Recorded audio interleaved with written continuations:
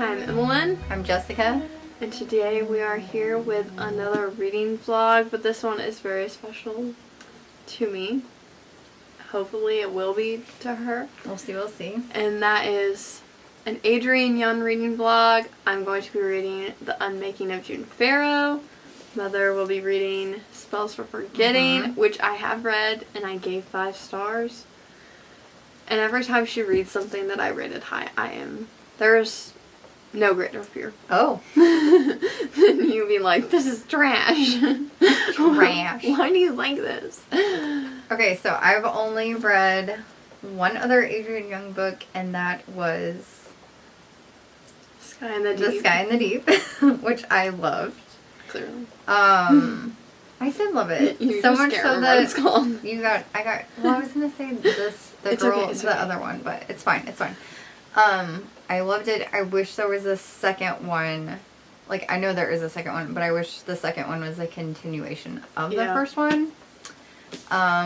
Still holding out that might happen someday. But I have read a little bit of this already. Just about 15 pages or so. And it's already giving 5-star vibes. So it's also, I would just say too, like, if you're looking for a fall atmospheric read, I think this would be a good choice. Because I think so too. The vibes in this book from the beginning are so perfect for fall. You can just envision everything that she's describing, especially me because we live where this is taking place. But it's set in an island off the Pacific Northwest. So the main girl is taking a ferry into Seattle. I can see it in my mind. Or she's taking a ferry from Seattle to the island. And just everything that she describes, I can see because I've actually seen it. This island is not real, but there are plenty of islands in Washington. So, I don't know. I just think this is going to be a good one. And I just want to say, this cover, look at it. I mean, it's literally like you're driving through the mountains of Washington. You got some evergreens, you got some fog. She's beautiful. Also as like every genre under the sun in one book. Yeah, it's interesting because I mean, I know this has like fantastical elements, but I don't know. I guess to me, like, if a book has fantastical elements, that doesn't like classify it as a fantasy in my mind. Yeah, I get what you mean. Like, because it's a contemporary. So, I don't know. Urban fantasy. Yeah, I mean, I get that, but it's just, I don't know. There's magic involved, I'm sure. And also, one thing that I really like about this that adds to the atmosphere is one of the main characters has a tea shop. And that's just a vibe. It's just a vibe. Okay. Okay. The Unmaking of June Pharaoh takes place on the East Coast in North Carolina. I'm just going to read a little one-liner. A woman risks everything to end her family's century-old curse, solve her mother's disappearance, and find love. So this takes place on a flower farm, which I'm very interested to see if this is like set in autumn. I really don't know what time of year this takes place. I hope it's fall. I feel like it's a crime if you release a summer book in October.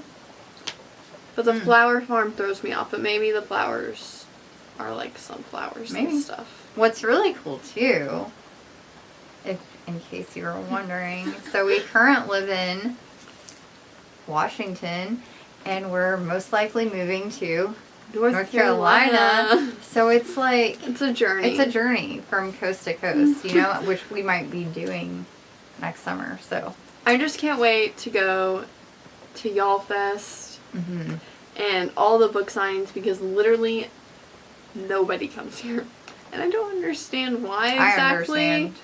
But like, why go to like multiple dates in California and none here. Like, Alex Michaelides just posted his tour dates for his newest book, and it's like every state but here. It's tragic. It's tragic. Anyways, let's get reading. This will be a spoiler-free vlog. Unless an accident slips. Then I'll cut it out. Then sure. Okay. Ready, go.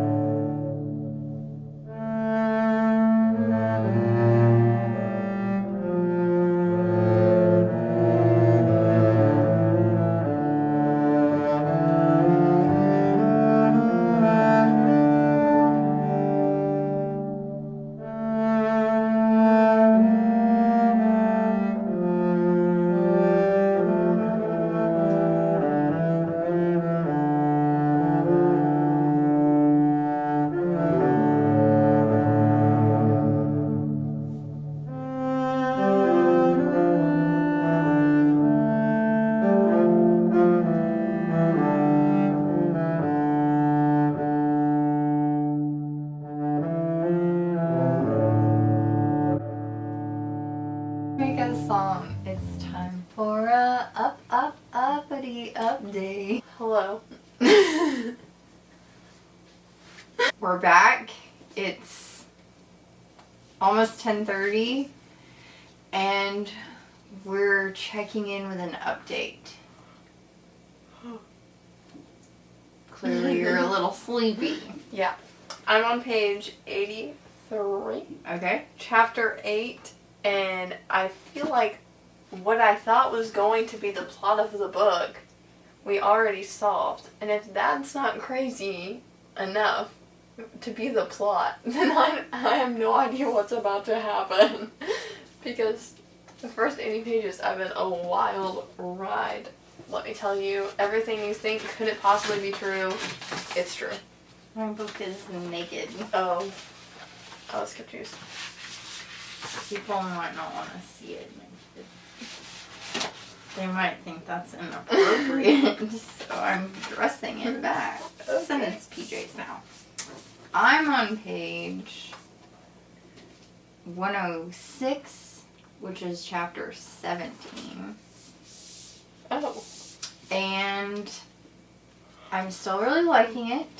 I will say, I don't feel like, for me at least, this is a book that I could binge necessarily. Oh, I did, because I read it on my Kindle. I feel, or maybe I'm just like not in the right frame of mind, but I feel like I'm reading things and then having to be like, what? And then reread it. I think that's called being tired. I'm not quite sure. Maybe, but I also think I just can't really focus. I don't know why. So it's a you problem. Okay. The camera died. Anyways, I'm still really liking it. Things are starting to unfold a bit. I don't really know where this is gonna go. Like, I don't have any predictions, and I usually predict things right off the bat, but I'm not really sensing what direction it's going to go. So that's kind of a good thing, I guess. Hopefully it'll take me by surprise. Also, something to note is this has like 1 million points of view. Unmaking of June Farrow has 1. Which is interesting. That is interesting. Which I feel like is why the chapters are so much longer. Yeah. Like it does like it doesn't switch a ton. Like, it's staying predominantly between towards the end, two main like characters so far, but there was one POV change that happened and I didn't realize it had happened, and so it was like confusing me, but then I realized, oh, it's somebody else, and that's why. Haha. But yeah, each chapter is a different character mostly. But yeah, I think I'm gonna like it. So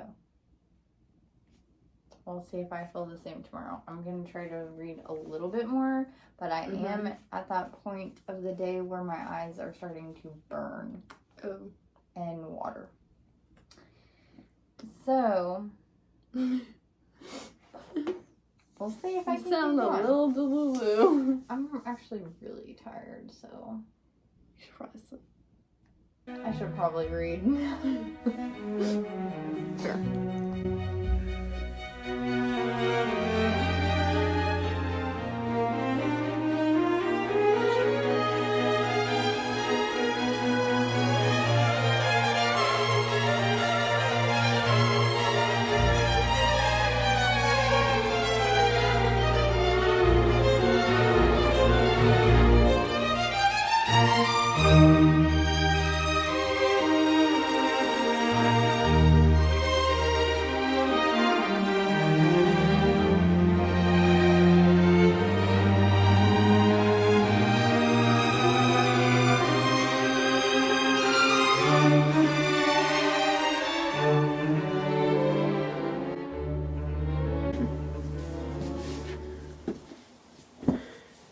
Morning update. Okay. We have been both binge reading this morning. Like, that's literally all we've done. Still in my pajamas. Binge reading. And it's going really well. I'm really enjoying it. And I was thinking about this book. The way I would describe it is, it's like you know at the end you're going to have the big reveal. And so that's at the end. But there's something slowly drawing you to the end. And little teeny tiny increments of secrets are being revealed. And I still have no idea what happened. I only have theories. But the theories change from chapter to chapter. And those are the kinds of books that I love. That's, like, exactly how I feel about this book. And I feel like maybe even more so because it is only one point of view. You don't know anyone's secrets except her own, and barely even then. And I don't know what I expected, but what is the plot? I would have never guessed in 1,000 years. Don't tell me because I don't want to know. Because I want to read that too. Do you feel like the atmosphere and the vibes are as good as this book? Because you've read this book already? No. Okay. Because I don't feel like it's based on atmosphere at all. It's more based on characters. And also it is set in the summer. And I feel like when it comes to books set in the summer, authors don't really do much for the setting. Yeah. And most of this book has taken place literally in one location. So we set up that, and we're kind of just staying there. So are they, like, giving any descriptions as far as, like, the setting of North Carolina goes? Like, yeah. Like, there's definitely some setting, and, you know, I can picture everything, but it's not as atmospheric, I would say. This book is very atmospheric. Like, I don't even know. I'm trying to think of a book that would, like, compare to this as far as an atmosphere goes. This book reminds me a lot of Shea Earnshaw's, what's it called? The Wicked Deep. But I feel like this is honestly like 10 times better. So if you like The Wicked Deep, if you like the atmosphere of Wicked Deep, the island settings, the Pacific Northwest vibes of that, this is that to like the 10th power. Yeah. So I would say definitely pick this up if you're interested in that. And I have come across the magical elements now in this part of the book that I'm at. So I'm on page 219. And It's like just the right amount, I would say, too. Like, it's just sprinkled in enough to keep your interest peaked. And it's like the kind of magic that you could find believable in a modern world. Like, there's no... Like, outlandish. Yeah, it's not outlandish. It's very much like family history, family practices, family spellbook, that kind of thing. So, again, it's, I don't know. Perfect. It's just the perfect amount of everything. Perfect amount of mystery, atmosphere, magic, town secrets. I love books that have, like, town secrets. Me too. That's, like, one of my favorite tropes. So, this book is just hitting the mark for me. So, thank you for making me read it. You're so welcome. Anytime. And I got her to read Carvel, too. It's a... I don't know now why it's she a doesn't bit of listen an to me. obsession. I'm like, oh, it's very Carvel. Every time I see anything red. Okay. See you, I don't know. I'm gonna finish this in the next few hours, probably. I wish.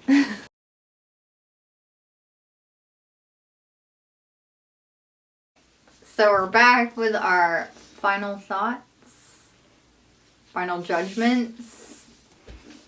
Emmalynn finished this morning. I finished last night because I'm an overachiever. There's nothing I can say about this, literally at all. Go in blind. This front thing, don't even read it. Please. Please just don't. You will have a far better time if you know nothing, because this is single point POV, so you find things out as the character does, which kept me intrigued until the very last word, the very last sentence, the very last page. It was so good. And one of my favorite things about her adult books, I guess, is there always seems like there could be more. So either she's going to do more or it's up to your imagination, which I'm fine with too. I loved this book. Even though it was set in summer, I didn't feel like the vibes were off since I'm reading this like while it was raining and stuff, because there was enough darkness to this story that you can still read it in the fall. So, my thoughts on Spells for Forgetting. So, I think this might be one of my favorite books of the year. Along with, what's the other book I had you read that you also really liked? I don't know. What? Oh, I had already read Carvel. I reread Carvel and finished the series, which I also do really like, but I'm a Fountain of Wisdom. This is like, I would say for me, this book is like in the rare category of possibly 6-star reads for me, because I've been thinking about this book sporadically throughout the day, and I just keep thinking about like the different characters, the atmosphere, the setting. I think about the ending once a day. Personally. The ending was very interesting. The relationship between the main characters is one that I feel like you won't forget. It's unforgettable, if you will. And, yeah, I really love this book. I would love if she would pick up where it ended and kind of do like a flash forward into the future of something of the other characters that you're introduced to at the end of this book. But I would be perfectly fine if it just ended like this too. But this book is great for someone who likes Shay Earnshaw's writing. If you've never read an Adrienne Young book, but you like Shay Earnshaw's writing, you would definitely love Adrienne Young. This book is great for an atmospheric vibe. It's great for like small town feel, with secrets. Definitely a lot of like buried secrets amongst the different people in this town, because this town has been like kept alive by certain families its entire existence. So there's a lot of history there amongst the townspeople. But yeah, I really love this book. And I would say too, maybe we should include this. This is definitely an adult book. There are adult themes within this book, and there is some mild sexual content. There's some language as well. There's definitely some violence, some darker themes. So just be aware of that. They're adult because they're adult. Yeah. These are both adult books. So Adrienne Young does have several YA books, but these are not them. They're adult books. So there are definitely more adult themes and content in these books. So that's just something to be aware of if you are going to be reading them. Okay. I really enjoyed this. I would highly recommend it to anyone who is an adult. If you want or close. Twilight for an adult. Yes, if you want a book that is the vibe of Twilight as far as the setting goes, this is definitely it. For sure. But like, not cheesy. Mm-hmm. But like, if you read Twilight in middle school or whenever, mm-hmm. and you want the same atmosphere, it's for you. Yeah, for sure. Or if you really like the Twilight soundtrack and want something that feels like that. Ooh, that's also a good works. Point. The Twilight soundtrack is the best part of the it's the best thing that came out of the Twilight series, for sure. Full Moon is my theme song. Anyways, so Spells for Forgetting, 5+ stars. Amen. The Unmaking of June Farrow. I don't even it feels like someone's magical memoir. Like, I just don't even know.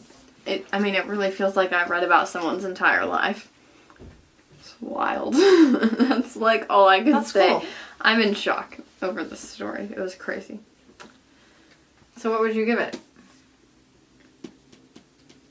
5+ for sure. I feel like part of me still likes Spells more just because of the fall atmosphere. Mm-hmm.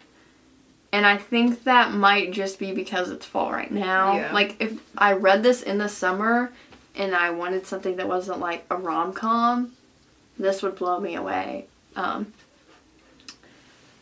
But I didn't know that it was summer vibes. So that was unfortunate, but that has nothing to do with the book. Right. That's just my experience reading the book.